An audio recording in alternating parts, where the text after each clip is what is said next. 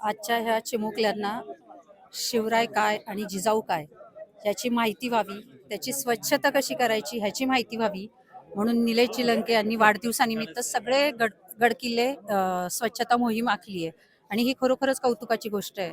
एक एक पोलादी मावळा जमून गेले, निर्धार छातीनं हिंदुस्थान हादरून गेले, पराक्रमाने त्यांच्या आसमंत दुमदुम गेला, मुसलमान स्त्रियांनी ज्यांच्यावर गर्व केला, 18 पगड जातींना ज्यांच्या स्वराज्यात अभिमान वाटला, अहो 18 पगड जातींना ज्यांच्या स्वराज्यात अभिमान वाटला, गनिमी काव्यानं त्यांच्या मुघलही थिजून गेला, 36 मन सोनं घेऊन जाताना इंग्रजही थकून गेला, असे आमचे शिवबा राजे होऊन गेले, असे आमचे शिवबा राजे होऊन गेले.